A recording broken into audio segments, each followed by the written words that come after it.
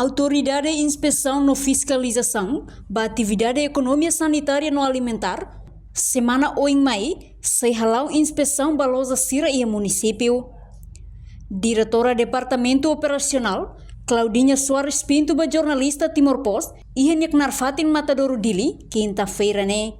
Inspeção hanesa ne, halau ona ia tinang kotuk, tanto nasional no município, mas beba tinang idane, foi no atu hahu, tamba orçamento foi prever início fulan janeiro ne, no sistema se dá bele facilita a tua equipa halau viagem. No AIFESA continua halau inspeção rotina, tanto ia dilaran no mos ia município Sira.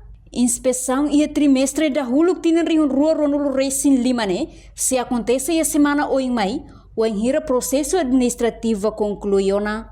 A IFESA continua a inspeção rotina, tanto ia dilaran. Infelizmente, o município se dá fulan janeiro, né? Mas ia tempo para kami se halamos inspeção para o município Sira. O município ita hagu semana hoje ita continua halando inspeção.